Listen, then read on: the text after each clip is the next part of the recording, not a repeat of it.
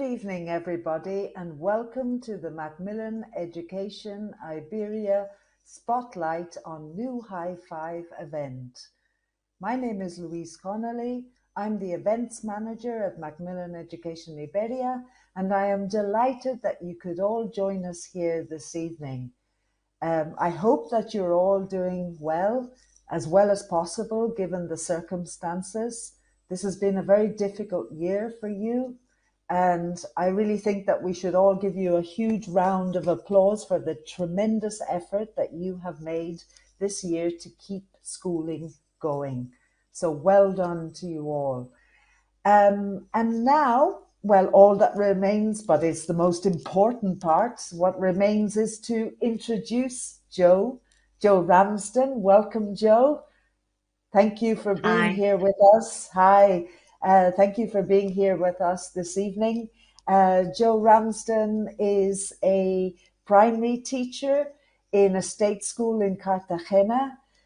She has many years' experience of teaching primary age pupils, and she is also a teacher trainer. She's done lots of teacher training for Macmillan Education, not just in Spain, but in many countries around the world, both face-to-face and online.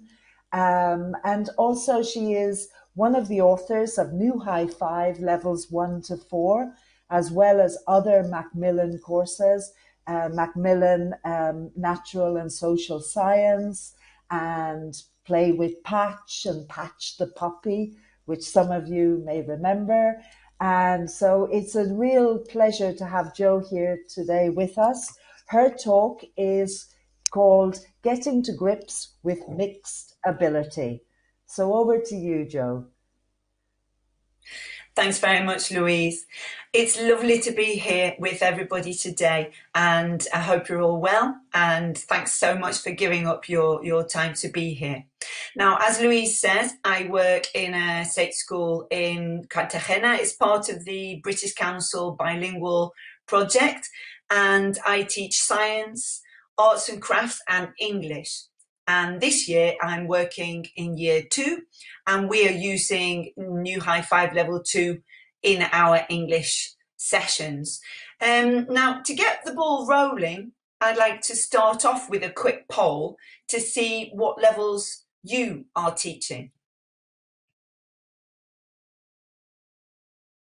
Will appear on your screen now. What levels are you teaching?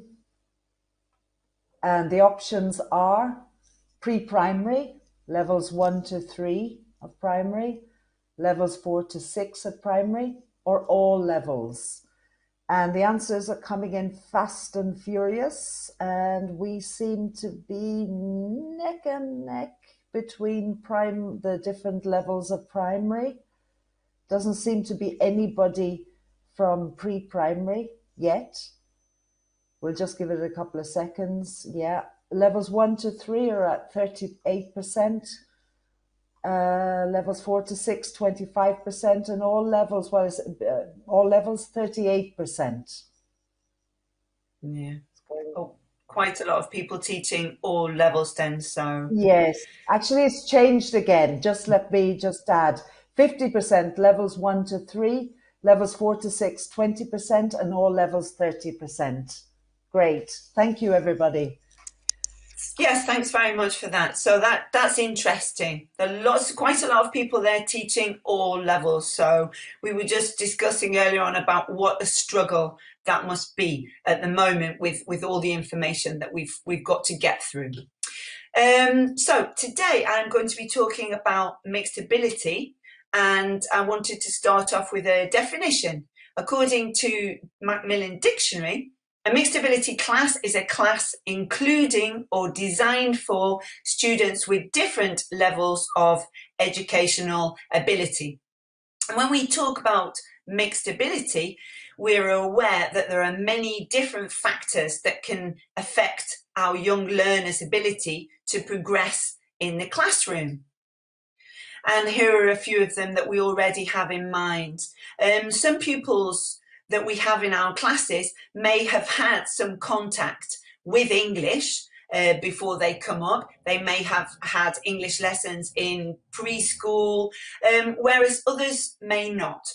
We may have children joining our class throughout the year during the term, and this may cause children to have different levels of English in the classroom. Children of the age group may often have different levels of maturity and different levels of autonomy, particularly with younger children.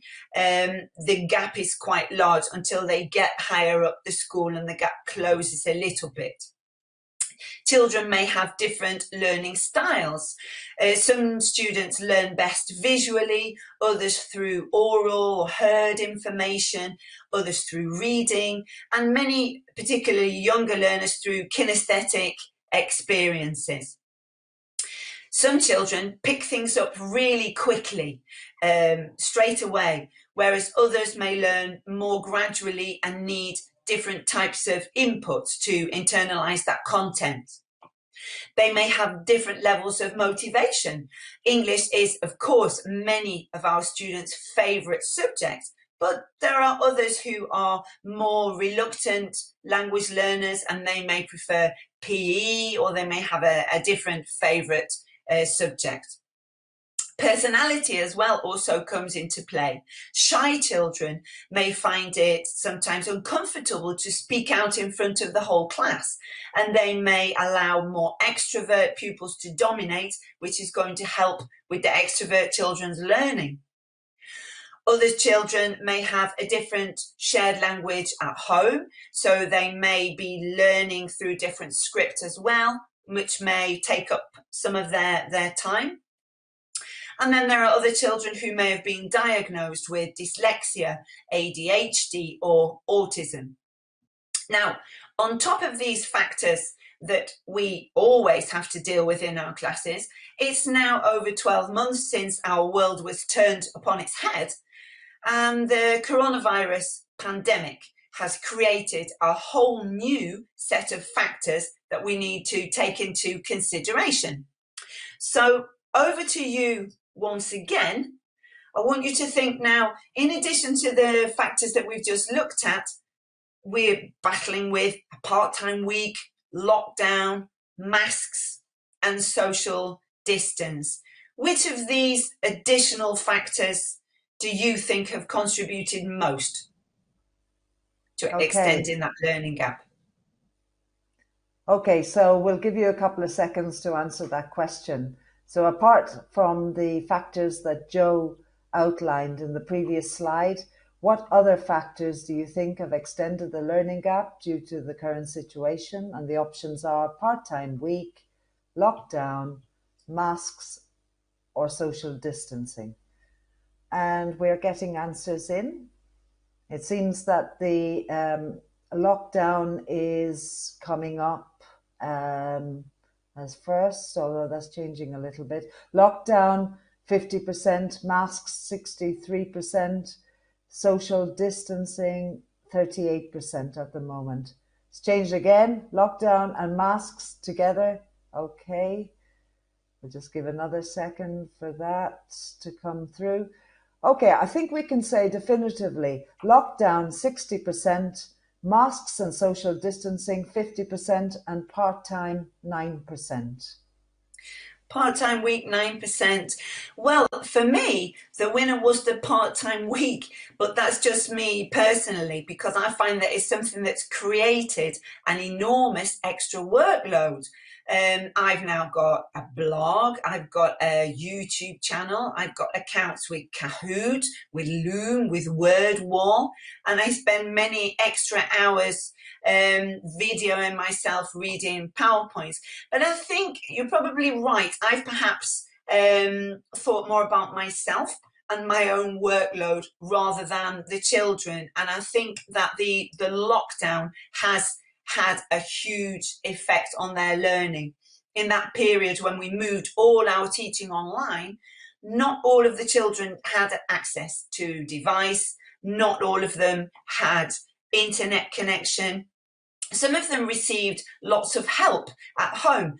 They may have had a parent sitting next to them, helping them answer questions during the video conferences and encouraging them to participate. Whereas I think others found it difficult to concentrate and they were distracted.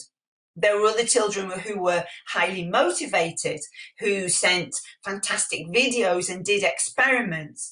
So I think what we've had there is that the learning gap has widened at both ends, because we've had those super motivated children and those who didn't have any contact at all with English. And then once we got back to school, there they were all in the same class. And now back in the classroom, everybody's wearing a mask. Pupils can't see our facial expressions, they can't see our lip movement. And I think this is having an impact on pronunciation and whether they can hear us. It's having an impact as well on motivation. They're all sitting in rows with no shared materials.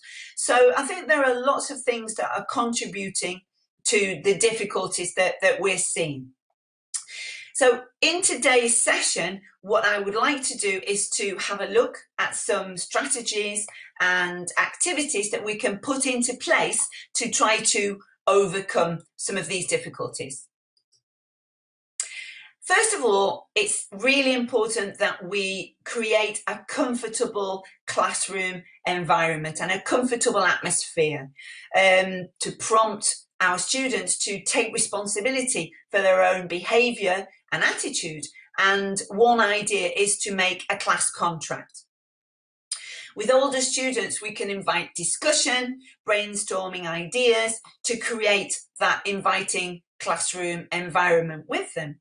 Younger pupils need more guidance, and in New High 5 Level 1, they're shown a poster to model class rules. We can ask pupils to give examples of good behaviour before we read it. I have to admit that during the lockdown period myself, I was so concerned with our students' well-being and parents' well-being that I didn't really lay down any strict rules. But now we're all back in the class and the children are more used to the situation. And if this is going to be the new normal, it's important that they have guidelines to follow. And even though everything is a little bit different, that they must bring their best self to the class and try to participate actively in each learning activity. So once we've established some guidelines for attitude and behaviour, how can we go about managing our mixed ability group in the classroom? Well, cooperative learning, collaboration and discussion benefit learners of all abilities and all levels. So the more we can encourage our pupils to work together, the better. Communication games designed to help pupils use the new unit language in real situations can help to reinforce key concepts in a way that's accessible to all. Working cooperatively to achieve a common goal, such as a poster, a display, or a class book, allows pupils of all levels to be involved in the final product. Projects also give pupils the opportunity to develop their speaking skills in a structured way, building autonomy and promoting creativity. We can add support for our students in order to enhance learning by building on their previous knowledge as they're learning new skills. Strategies can range from making a text more accessible by predicting ideas before reading, to providing word banks and sentence beginnings to help students formulate ideas in writing tasks. If we're using a text, accessibility can be increased if the information is presented in a more visual way, perhaps with a diagram or an illustration. A mind map can help pupils to identify links between items, and a timeline can help them to understand the sequence of a story more clearly. After introducing new vocabulary, we can play any number of games to reinforce and consolidate. The more we play, the more exposure pupils with a lower level will have to that new language by dealing with it in a fun, motivating way. Not all children have the same learning style, as we said at the beginning. Kinesthetic learners will benefit from using mime, gesture, and acting out. Recycling and repetition give pupils the opportunity to understand and remember new vocabulary and grammar, supporting the transfer from short to long-term memory. Research suggests that an alternative approach to creating differentiated worksheets would be to focus on helping pupils to become more effective learners. It recommends giving pupils more ownership of how they go about learning, so we can include strategies and skills to teach pupils to become more effective learners. We should set clear learning objectives at the beginning of the lesson and review them at the end, so that pupils have a clear idea of what's expected of them and they can start to see the progress in their own learning. And then finally, we can take advantage of what we learned in the lockdown and that relationship that we had with the parents, new skills as well, our digital apps that we learned. So we can encourage our pupils to do more at home. Now, let's have a look at each of these ideas now in a little bit more detail. Cooperative learning helps to develop a positive classroom environment as the pupils have a greater sense of belonging and they learn to understand and value all the members of the group. Cooperative tasks require students to take an active part in each activity, leading to increased participation all the way across the board. In class, we can establish a talk partner routine right from the start. When asking a question, we can encourage our students to discuss the answer with their partner before putting their hand up. This promotes confidence amongst struggling students. They may be unsure of an answer, and discussing it with their partner can help to clarify any doubts. We can also ensure that pupils are actively engaged in the lesson and that they remain focused on the task at hand.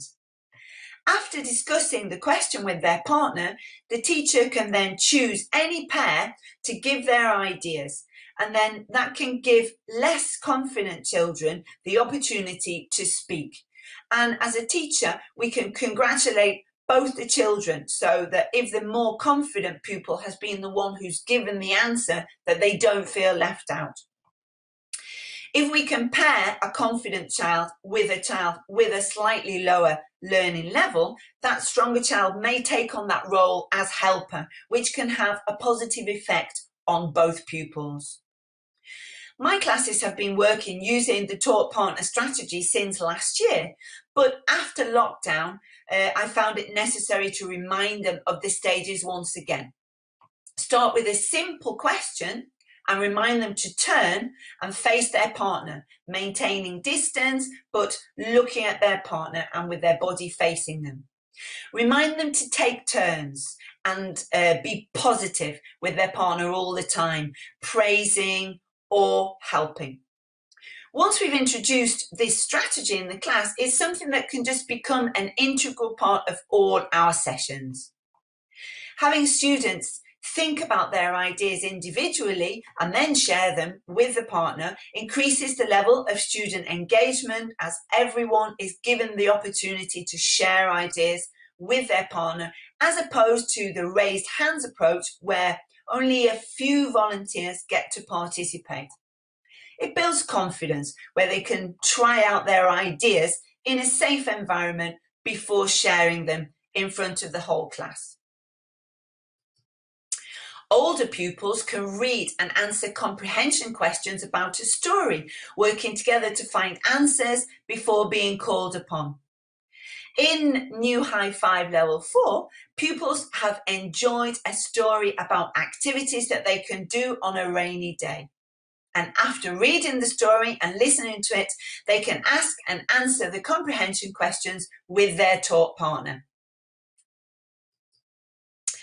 So we can see that it's a great idea to use the talk partner strategy, but are there any other types of activities that we can use this strategy with? So it's time for another poll. Have a look at the list. Yes, the poll is on people's screen now. The question is, which of these activities can our learners do with a talk partner?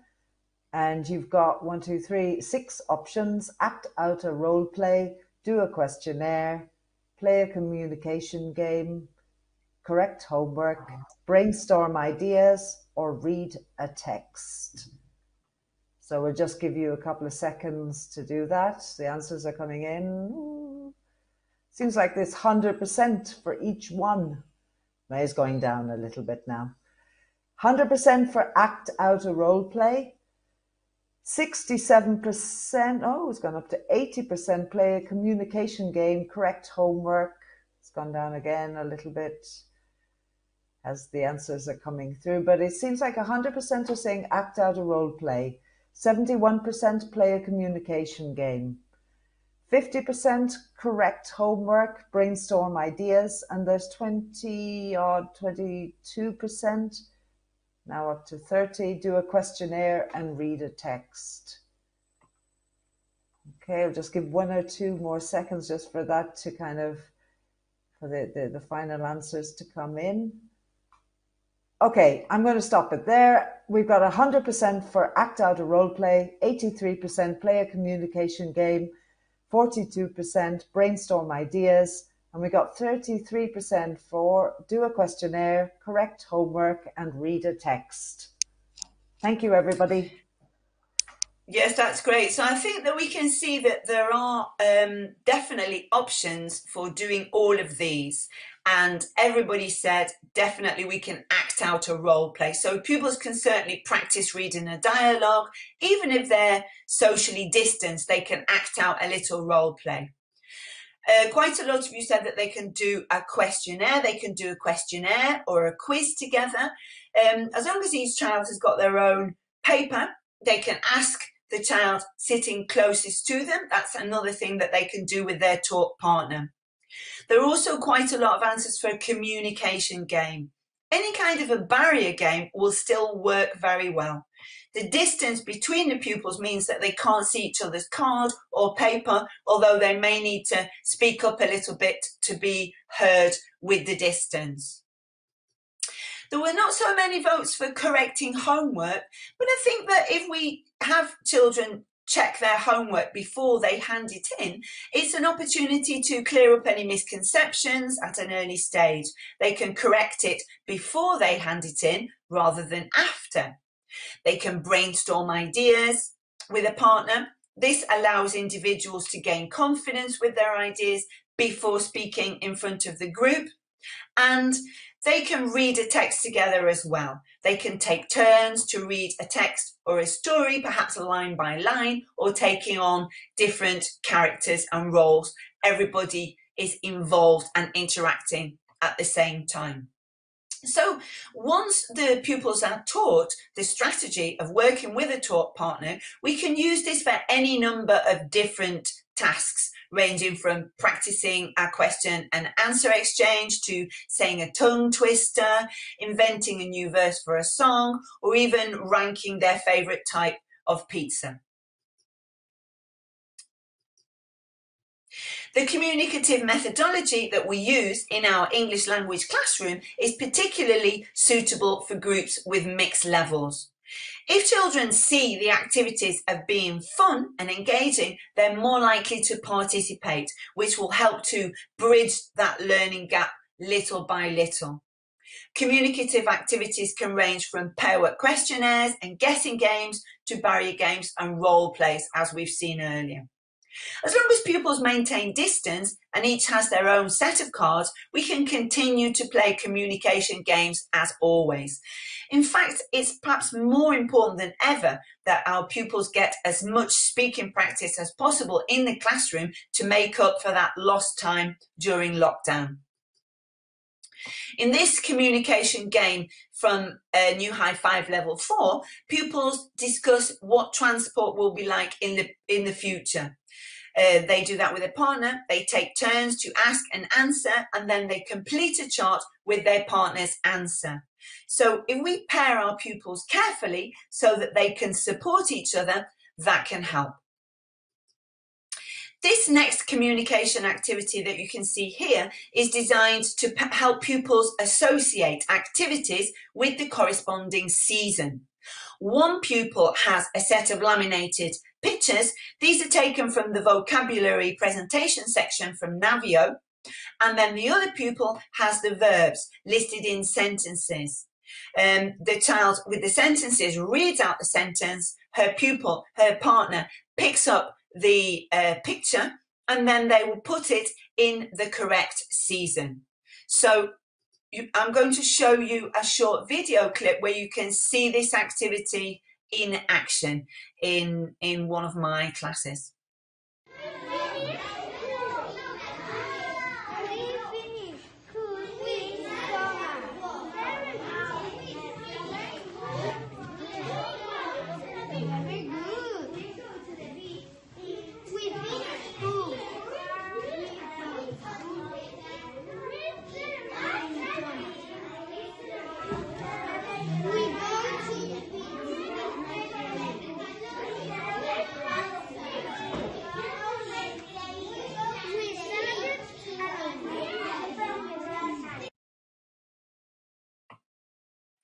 So you'll see there that I temporarily reorganized the classroom, maintaining social distance. I put the tables end to end.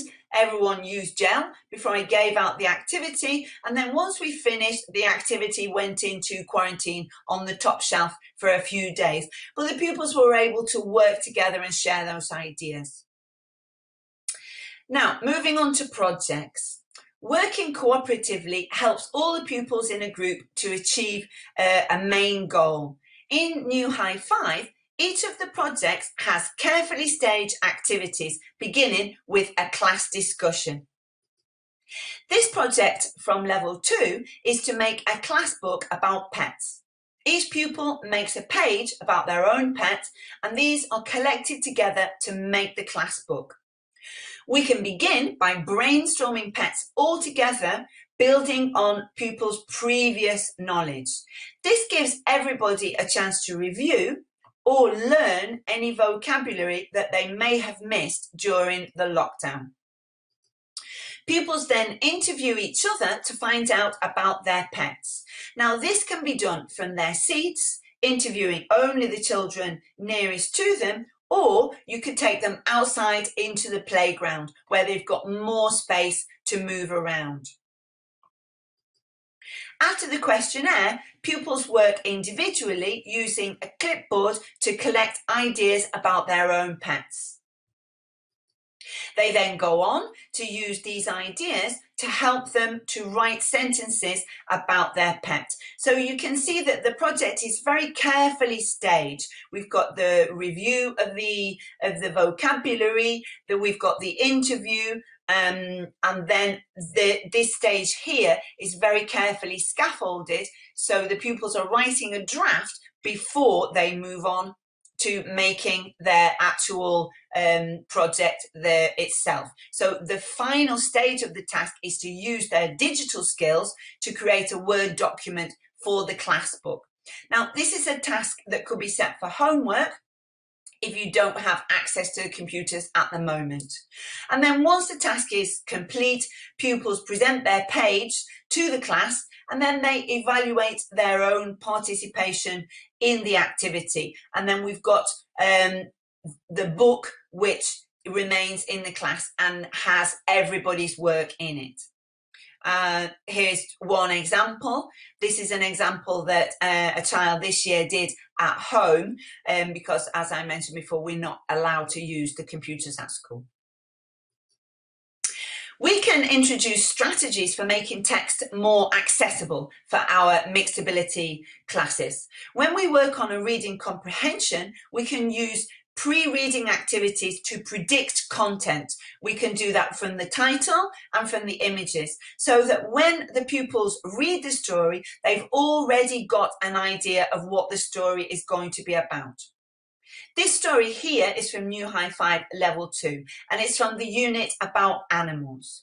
The title of the story is The Mysterious Egg. So, a question for you. What do you think is in the mysterious egg? Okay, so again, that question will appear on your screen now.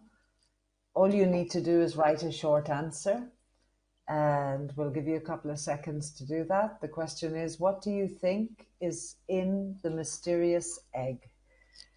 Ooh, I wonder what's in the mysterious egg, Joe. I'm curious. Well, it could be anything, couldn't it? What do you think it is, Louise? Any ideas? The mysterious, it might have, a bird, some animal. Maybe it's a dinosaur, a baby dinosaur. It could be a dinosaur. Yeah, they might come back yet, eh? Okay, an animal. What kind of animal? Oh, they're all coming from you now. A dinosaur. It could be a dinosaur. Sorry, I don't mean to influence anybody. People are saying penguin. An animal. Well, yes. A chameleon. Dinosaur has got 2 answers.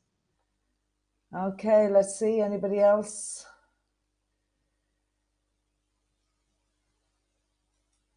Or a it could be a fantastical animal. It could be part of, if it's a mysterious egg, it could be a mysterious story with lots of weird and wonderful things that happen. Let's just see if anything else comes through. No, an animal for sure. Okay, a dinosaur, penguin, chameleon. So, Joe.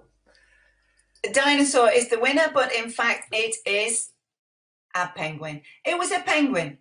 But it's a good idea to get the children to think, to guess. Maybe if you've looked at birds, they might suggest different birds. If you're studying with a bilingual program, they might suggest different reptiles. But they can see that it's a penguin. And you might say, oh, spoilers. But when the pupils read and listen to that story, they've already got an idea of what this story is about, which helps comprehension and it helps focus, particularly with our pupils who've got a lower level. If students are going to be reading the text on paper, use the audio version for them to listen to at the same time.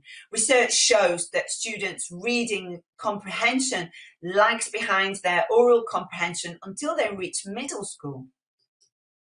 With Navio app, we're given the option of using the animated version of the story, listening to and reading at the same time, or just reading. My favorite thing is to show them the video. I like to show them the video, and then we look at it again, and then we read it using our pupils' books, so that everybody's got an idea of what the story is about before we actually start to read it.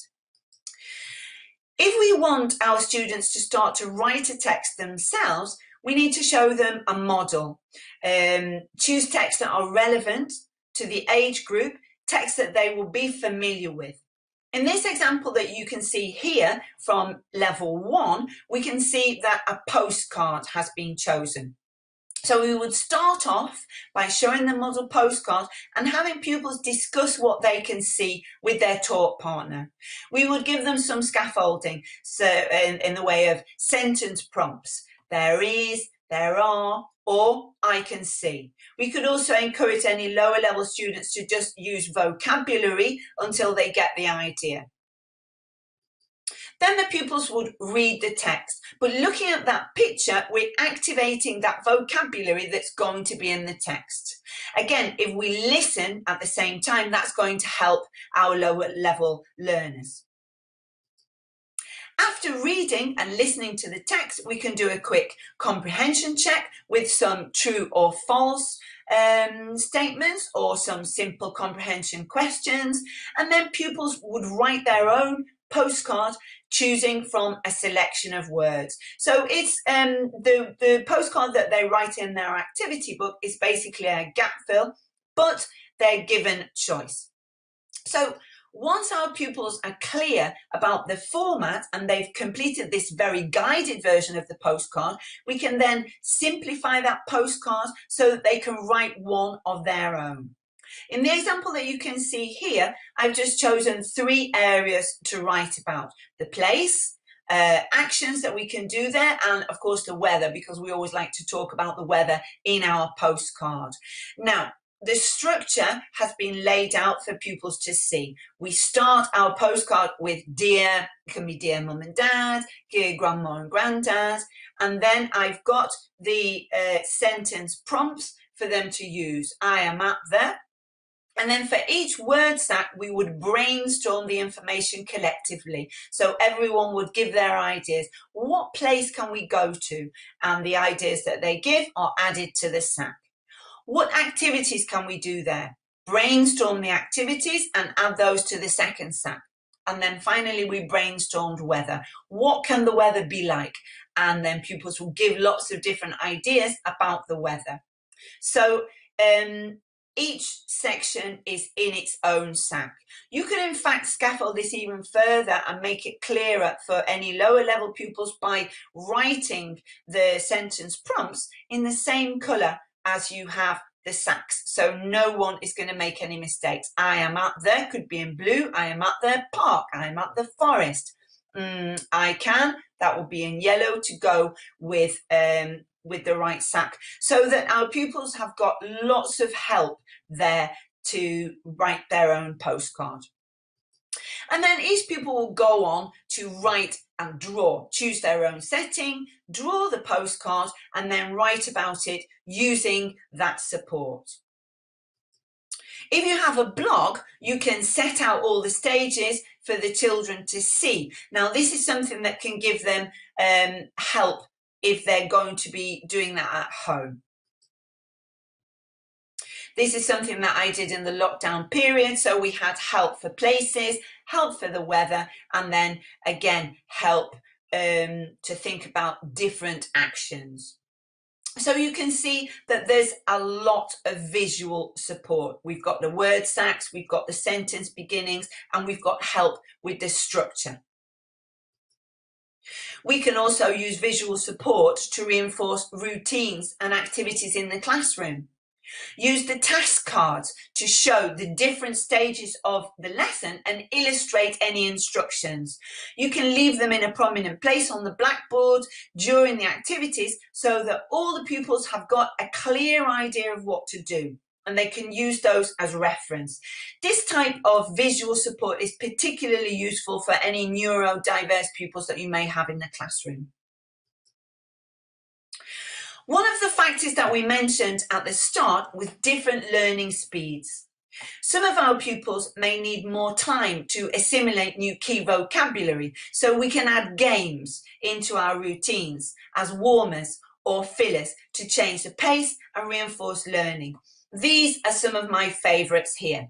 Now you can see that some of them are pretty old favourites. Slow reveal or slowly, hold up a book, hide your flashcard behind it, and then slowly reveal it over the top of the flashcard so that pupils can see it. Quick flash again. We've got to just flash up the card very quickly. And this type of activity makes sure that our pupils are paying a lot of attention. We can also reveal things from inside a bag or a suitcase. Perhaps if we're looking at food, we might slowly reveal an item out of a shopping bag, or for clothes, out of a suitcase. The thumbs up and thumbs down, we can use flashcard games just to simply check understanding of vocabulary. So rather than asking our pupils one by one to name the items, we can just play a true or false game by holding things up. These are shoes, and pupils would either put their thumbs up or stand up. This is a sweater, thumbs up. thumbs down if it's incorrect. Or if you feel that everyone needs a little bit of a moment to stand up and sit down, that also gives more of a visual support to any lower level learners because they can see what everybody else is doing. We can play what's missing. We can play it with Realia and display items on our table, but if, like me, you've lost your classroom, we don't want to be lugging things back into, we can play with our Navio app. I've taken a screenshot here. We've got all of the vocabulary items on display, and then we would ask everyone to close their eyes while we quickly remove one. The potatoes.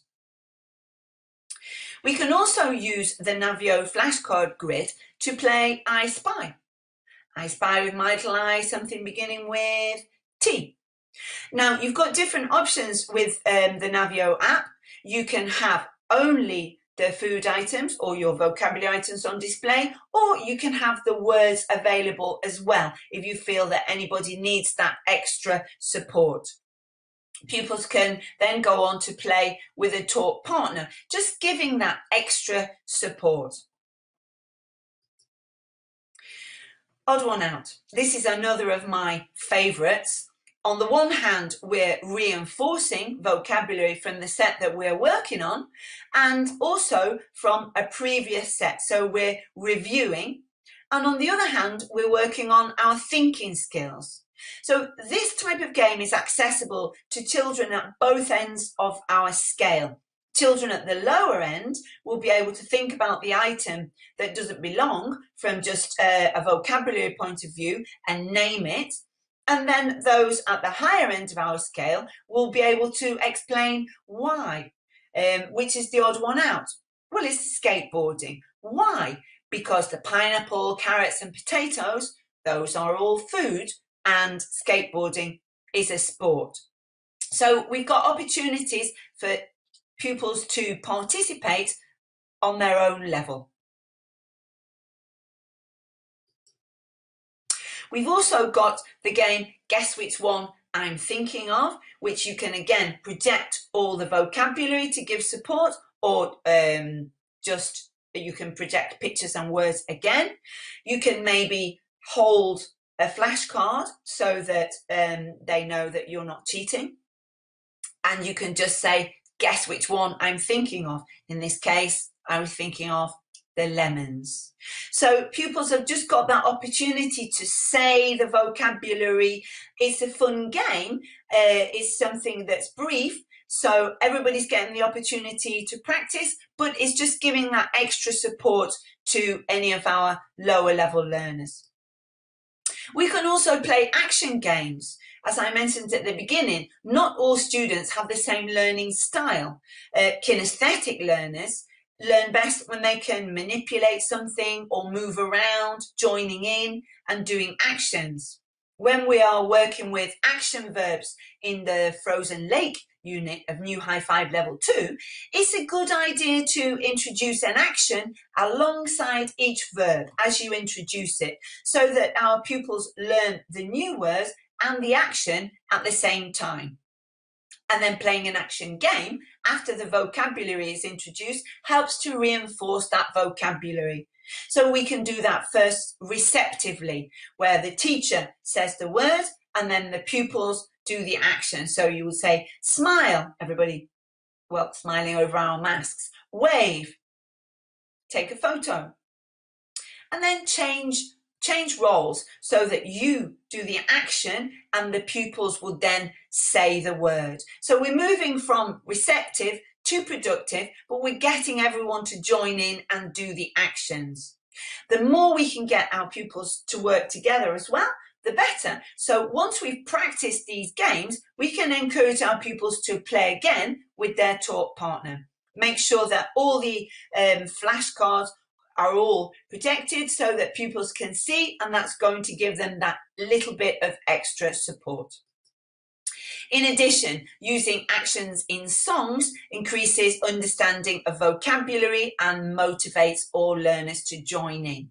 So with this one, we go into the lake, we're skating on the ice, wave and smile. Are you ready? take our photo. That's nice. So everyone will join in with those actions, and this is going to help to consolidate that vocabulary. Once our learners are familiar with the songs and chants, we can take them out of their original context and use them to review vocabulary or grammar at the beginning of a lesson or as a way to end the lesson. This can help our more musical learners to appreciate the natural sounding rhythms, stress, and intonation in the language. We can even use the songs learnt in the English class in other subjects. So I'm going to show you a short clip here where pupils are making a plate in art and craft, consolidating content taught in natural science, but singing a song that they learnt in English.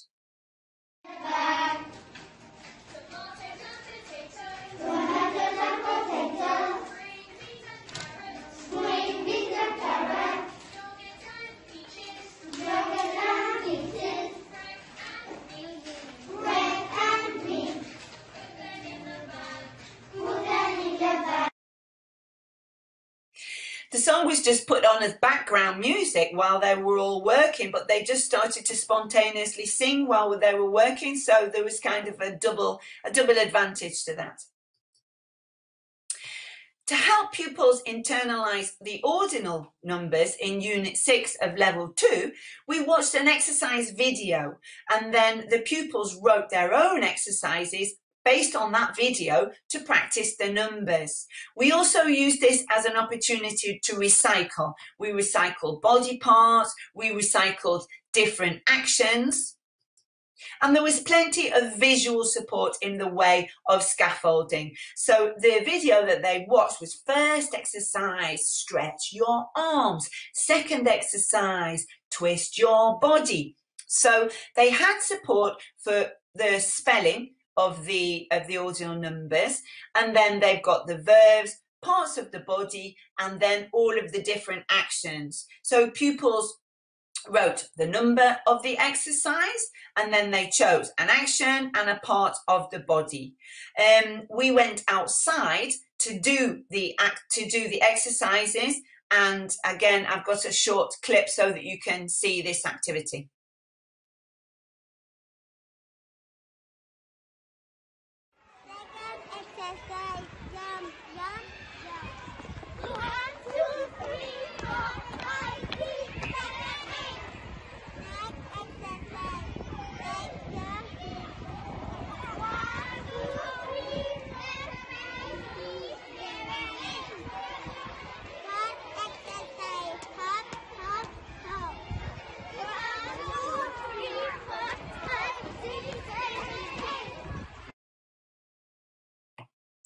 So what we did there, you can see that the pupils were given a little mini book up to 8 pages, but depending on the level of the learner, they wrote more or fewer pages, but everybody wrote at least 3 exercises, and they could practice doing the exercises and joining in. So it gave them extra practice of the ordinal numbers and also revision of body parts, and they were also given the opportunity to join in and to do something active. Children learn things very quickly, but they also forget very quickly. So it is important to review and recycle language, as we've seen here, so that we can build on that knowledge.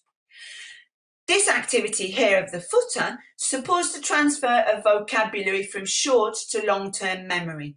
In each unit, we've got the opportunity to recycle all the 10 items of vocabulary from the previous units, one at a time, so 1 word per lesson. So once the children have identified and written and checked their words, 1 word per lesson, the teacher can use that opportunity to review the other words in the lexical set. We can do that orally, or we can set the task for fast finishers who could maybe go on to do that work with a talk partner. And as well, in different levels, there are often common themes and repeated topics. So if you're about to begin a new unit in level 2 about the city, you could start the unit by singing a song that pupils learned in level 1 about the neighbourhood. So we're kick-starting that whole unit, reviewing and giving everyone an opportunity to review that vocabulary. They can remember places and transport that they already know. And also any children who missed out on that learning during lockdown, they're getting the opportunity to see it and to learn that. Pupils can also be encouraged to reflect on their learning and their progress at the end of each unit. A self-evaluation traffic light cutout can be a good idea. Pupils can colour and personalise their own traffic light. They can do that at the beginning of the year. And then at the end of the lesson or at the end of the unit, choose an I can positive statement from the lesson and then say it. I can name 6 animals. If pupils feel that they're confident, they can name all those animals, they touch the green light. If they're not so confident, they will touch the yellow light. And if they were not confident at all, they would touch the red light. So this is something that can help us as teachers. We can see at a glance which are the more confident learners, and then we can use that to help to pair them, to help to review, or to give extra support. We can also teach specific learning strategies for helping pupils to learn more effectively. For example, the look, copy, cover and write strategy for learning how to spell vocabulary. Many key vocabulary words are irregular or tricky to spell. And this strategy helps learners to visualize the overall shape of the words. And it's particularly helpful for visual learners. Writing definitions can help older pupils to recall vocabulary as well, particularly if they're going to revise for a test. So you can ask them to invent their own definitions. They can work with a partner, think of the definitions together. You could brainstorm them, collect all the definitions, and then everyone can write them down in their notebook. We can also train pupils to group words in alphabetical order in a notebook. This helps to give structure to their learning, and it also helps them to locate words that they may need. It's easier to find them if they're in alphabetical order. Pupils can also organise information in a mind map. They can perhaps build on their map as the unit progresses. We're going to learn about school. As soon as we've learned some places, they can add them to the map. Maybe once we've learned the subjects, we can add them to the map. Or they can create the map at the end of the unit, which can help them as more of a revision activity. We can also show pupils how to make a picture dictionary in their notebook. If you introduce these strategies one by one, pupils they've got like a toolkit, if you like, and they can choose the one that they feel that best suits them. Higher level pupils may prefer to learn vocabulary by writing a definition, whereas lower level pupils may prefer to draw a picture. Teach students that if they don't understand something, that they can ask a question. In class, we can make signs and we can stick them on the walls, on the windows, or around the blackboard. Or we could make a more personalised version by sticking individual questions on lollipops or lollipop sticks, and pupils can hold them up as and when needed. So we can use all of these tools, and we could perhaps create a menu and have that laminated in an area of the classroom so that pupils could then choose the strategy that they feel best suits them. With a mixed ability class, we find that some children finish their activities quite quickly while others are still struggling to get started. If we've got this menu available, then it allows our higher level pupils that have already finished to continue with their learning, while we can focus our attention on those pupils who may need a little bit more help. The daily challenge is another useful idea for fast finishers, or we can use it to review. If you create a slide with some key questions that pupils can then use as a springboard to write sentences. Now, I like to use in class, I like to use a mini whiteboard. So all the pupils have got their mini whiteboard in their school bag at all times. They just whip that out if they've finished, and you can project one of these slides, or just you can print them out, laminate them, stick them on the board. The frozen lake. Let's remember, what else can you do in a frozen lake? I can wave, I can dance. So pupils have got the opportunity to review that vocabulary, or you can have them write about their house, but using sentences. Now, the last thing that I want to look at before we move over to question time is to build on the relationships that we formed with parents during that lockdown period. And we can encourage parents and pupils to continue sending videos and photos to us of any tasks that they might have completed. In New High 5 Level 2, one of the literacy texts is a recipe. So after the pupils wrote their recipes in the class, I encouraged them to go home and use those recipes to make a funny face sandwich at home, which they did.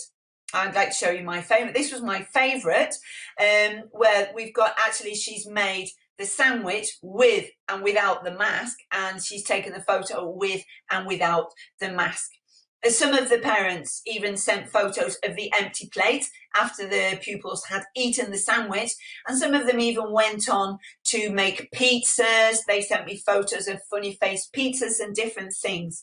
So it's that link that we formed over lockdown when we were communicating with parents and they were sending videos. Continue with that so that they can carry on and send things through to us. We also wrote little stories in class, and these were based on one of the literacy texts in Level 2, where Adam Jones goes walking along the beach, he finds a map, and then he bumps into all kinds of terrible things. There are spiders, there are mummies, there's a cave. We wrote little stories in the classroom, and then I asked the children to read them out, and I was recording them. But as you can imagine, everyone was wearing masks, so it was difficult to hear the children reading those stories. So they took their stories home, and I asked the parents to video their children reading the stories. So the children read the story again. The parents could listen to them. They could see that they were able to write little stories. And I'd like to show you the video. Oh, there should be, wait, I might have clipped over. There we go, sorry. I've just pressed on the wrong button there in my panic. A little video here of the children. She is swimming in the lake. Oh no, sharks! She is walking in the hay. Oh no, rats! She is running in the forest. Oh no, snakes! She's jumping in the leaves. Oh no, spider! He is swimming along the river. Oh no, crocodiles! She is jumping in the lake. Oh no, mommy! He is walking on the path. Oh no, crocodile! So basically, the idea is to encourage the parents to continue sending information through, because then that gives the children that little bit of extra support. They're reading at home as well, so they've got that one more try to do the activity. So I hope that you were able to take some ideas of how to manage your mixed ability class, and also some strategies that we can employ so that our lessons become accessible for all our learners. And remember that the communicative approach that we use day to day provides many opportunities for promoting cooperation and helping our learners to progress at their own rate despite their differences and despite the different levels that they have. So I think we've got some time for questions. That's right. Yes, we've got time for questions. Thank you so much, Joe. You really put forward so many really excellent practical ideas, and ones that you obviously have tried out, no, in your classes. And it's wonderful to have you here today to be able to share that experience with teachers who are going through the same situation and have been going through the same situation as you. Fantastic. I love the idea of the sandwich. The sandwich plate and that connection with home. I mean, it's a really beautiful idea. So could I ask you, did your pupils do a lot of activities like that when they were in lockdown? We did quite a lot of activities. Yeah. Yes, you did. We did loads of videos because it was very difficult, as everyone will have found, with the video conferencing. Obviously, it's not like in the classroom. We couldn't have all the children speaking at the same time. So quite often I would present something, everyone would give their ideas, and then we would go away and investigate. As I said, we study natural science, so we were looking at the topic of materials, so pupils could go around and investigate in our new High Five. But when we got to the park, they all went and looked through the window, and they thought, what could they see? So we reviewed different vocabulary, and their parents videoed them so that we could check that everybody was taking on board that new vocabulary and that they were learning and that their pronunciation was fine. So they sent lots of photos, they sent lots of videos, and there's quite a lot of to and fro. Yeah, and so that built up a strong connection with the home, with the parents. Exactly. Did that help to improve relations or to establish a stronger bond? Yeah. Yes. Okay. Yes, it did, definitely. So we've got groups where the parents and it's useful to have access to parents, and for parents to have access as well to us as teachers. So I found that through this bond, through these links, parents are more likely to write to me and to ask me a question or to grab me in the playground. So they're more comfortable, and they're more comfortable with English, and they can see that their pupils are learning. They've got to record and they're videoing them. They get an instant feedback. Wow, it was fabulous. So I think that's a good idea. They see what they're learning, no? They see what they're learning. They can see that progress. That's great. And I also wanted to ask, does that help with assessment? I mean, that's a big question, no?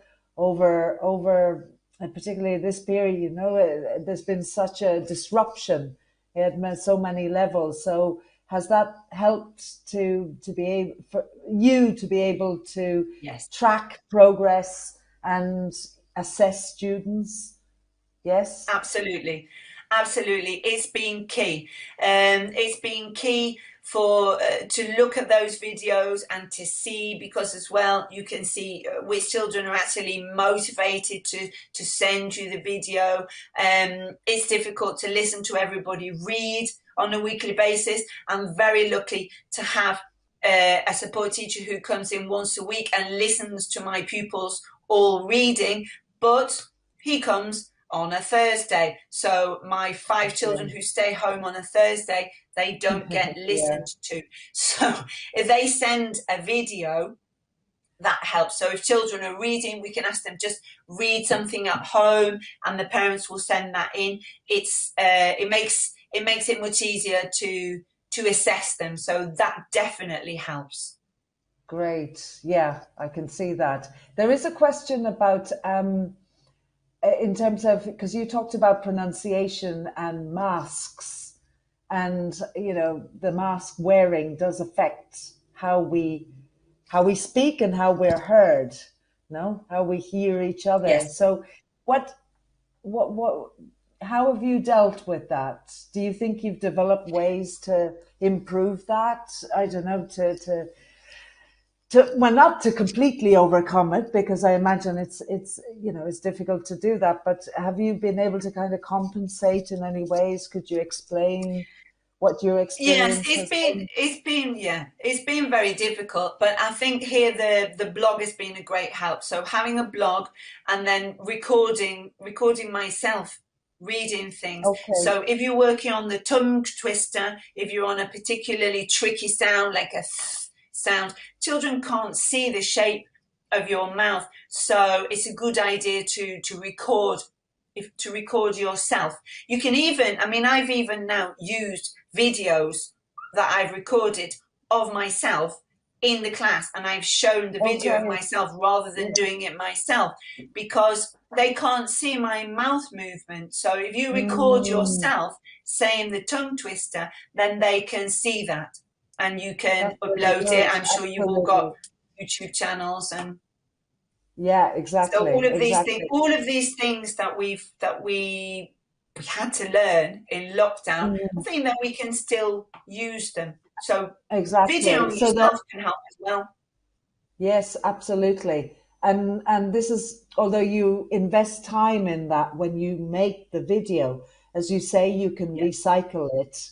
So in the end, you get mileage, don't you, out of it? Yes, Let I me think see. so, and I think all of these things are definitely it's worth it, and they're things that we've got for the future. And I have seen that this link with the home has helped a lot, because pupils that were lower level last year have moved up. So they've moved up into a higher level. They've got more support and they've got more access to materials at home.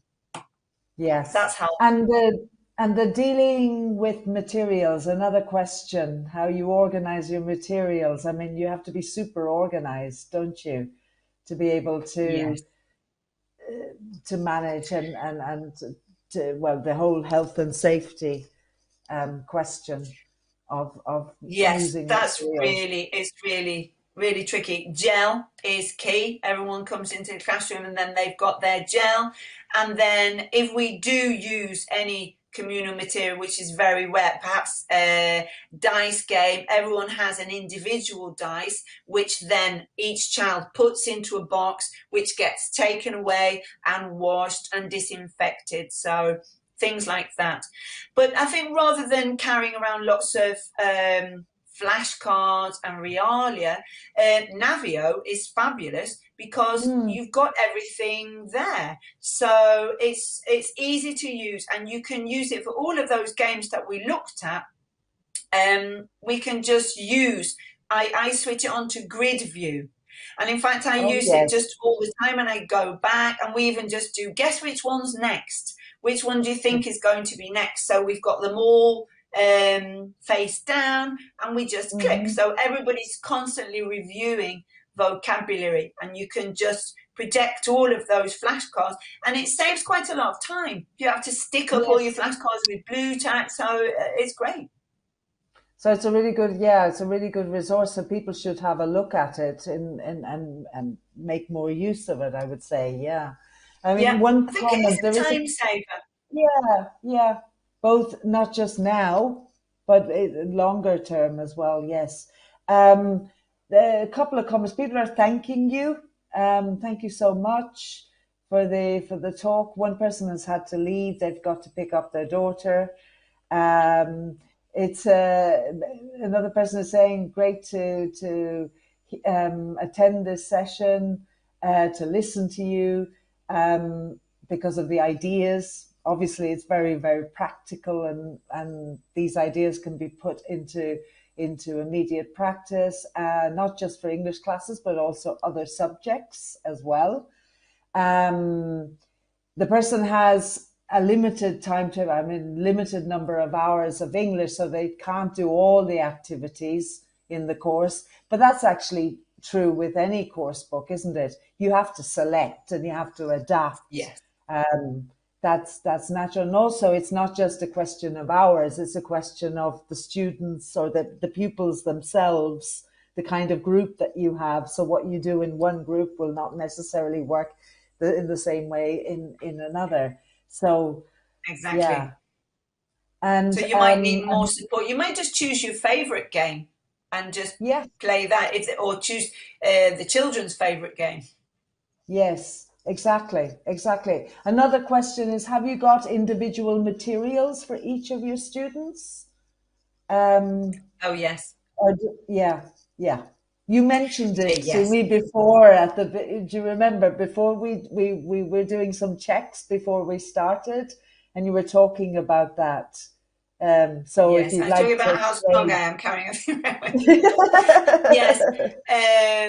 Yes, everybody, all the children have their own materials. They all bring in their own pencil cases and their own scissors, but we do have things in case children forget, so they've got those things. And then I've made different games. We try to play games with dice and things like that, but I will give out, as I just said, I give out the dice, collect it all up. I got 2 boxes, the in box and the out box. They take it out of the green one and then it goes into the pink one, which is the quarantine box. And once we've played with an activity, it disappears for a while. So everything goes into quarantine. So we do have to be very, very careful, and we don't just pass things around. Yeah. So you've got a clear system in place. And there's another comment. The person says, thank you for everything. I would like to know ideas to work on phonics. I don't know if you have any ideas or what advice you would give, or more advice you would give on working on phonics.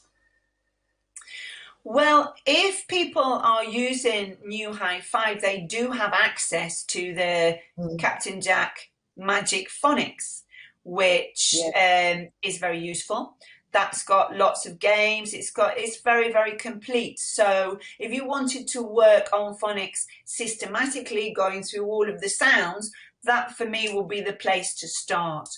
And then in New High 5, we've got the tongue twisters, which help to work on those tricky sounds. If you're in level 1, we've got the j sounds and the v sounds. So saying tongue twisters helps to reinforce the pronunciation. Great. But I would definitely take a look at Magic Phonics. Absolutely. And you are an author. You are the author? I was the author of that app. Yeah, yes.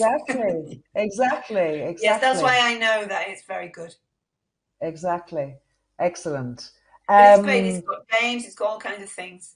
Very complete. Exactly. No, it's very practical, because it's written also, and I will say this again, it's by somebody who's in the classroom who knows exactly what teachers need to put all of this into practice. So one last comment, I think. Phonics, I imagine it's the same person. Phonics is my and their favorite part. So yeah, that's great. That's going to really help with their reading. So exactly. Okay, well, I think we've come to the end of today's event. It's been absolutely wonderful, Joe. You really given us lots of ideas.